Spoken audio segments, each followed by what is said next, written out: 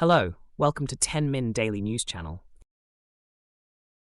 Thank you for watching us. Please don't forget to like and subscribe. First, let's have a look at US election news. The Michigan Supreme Court has rejected an attempt to remove former President Trump from the 2024 ballot based on the US Constitution's insurrectionist ban, a court document showed Wednesday. Colorado Republican Party asks Supreme Court to overturn Trump ruling. Crooked Joe Biden's errand boy, deranged Jack Smith, is obsessed with attacking your favorite president, me, and with interfering in the 2024 presidential election, which I am dominating, Trump posted on Truth Social. Former President Donald Trump called out Department of Justice Special Counsel Jack Smith for ignoring a D.C. court order temporarily delaying proceedings in his election interference case by filing motions attempting to restrict his speech. Former President Trump and Hunter Biden share unlikely gambit. Both say they're unfairly targeted. President Donald Trump's legal team has requested Maine Secretary of State Shenna Bellows to recuse herself from deciding his candidacy, citing social media posts she made referring to the January 6th events. On Thursday's National Report, Christina Caramo, chairwoman of the Michigan Republican Party, says the left will try everything to get Donald Trump off the ballot. Israel-Hamas conflict news. 2 more Palestinian journalists have been killed in Israeli bombings in Gaza, raising the total death toll of journalists in the enclave to 105, according to the government media office. The urgent need for humanitarian aid in Gaza. Israeli forces bombarded cities, towns, and refugee camps across Gaza overnight and into Thursday, killing dozens of people. The Israeli forces raided the headquarters of 6 exchange companies under the control of the Palestine Monetary Authority, PMA, in several governorates in the occupied West Bank, according to the PMA. The Israeli military cabinet is set to discuss the post-war structure of the Gaza Strip for the first time on Thursday, as reported by the Times of Israel.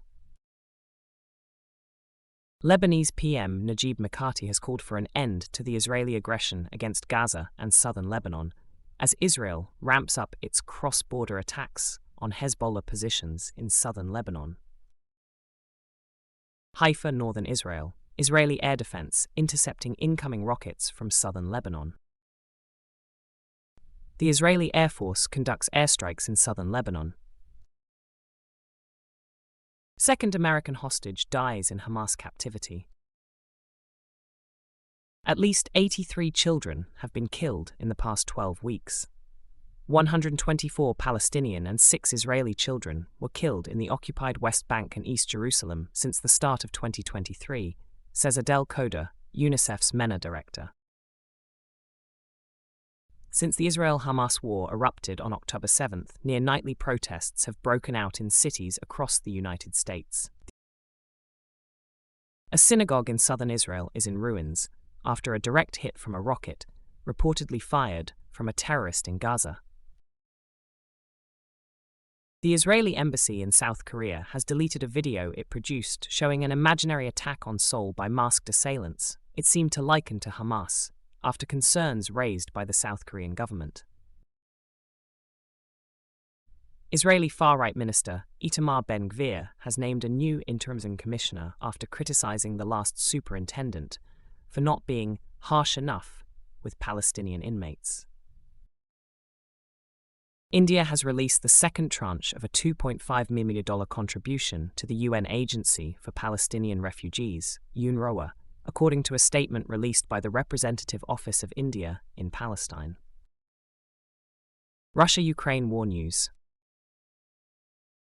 The US, on Wednesday, announced what officials say could be the final package of military aid to Ukraine, unless Congress approves supplemental funding legislation that is stalled on Capitol Hill. There has been another unsuccessful attempt by the Russian armed forces to advance towards Sinkivka in the direction of Kupiansk. This effort led to the destruction of multiple armored vehicles as they crossed a minefield.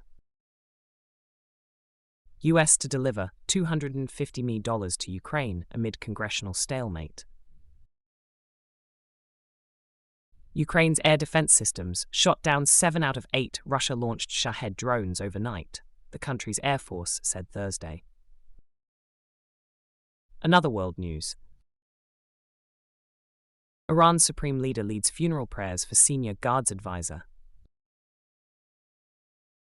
Iran has now engaged in a deliberate act of war on numerous occasions against the United States, says Harvard University Law School professor emeritus Alan Dershowitz. U.S. Senator Lindsey Graham says, "Hit Iran, they have oil fields out in the open. They have Revolutionary Guards headquarters you can see from space," adding, "Blow it off the map." U.S. allies reluctant on Red Sea task force. Romania, Bulgaria agree partial Schengen entry with Austria ministry.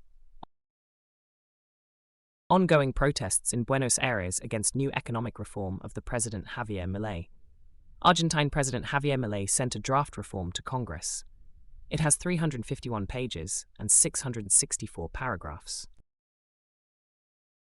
President Biden's attempt to sell Americans on his role in post-pandemic economic recovery has fallen flat, even as the U.S. economy defies the odds and expectations of experts.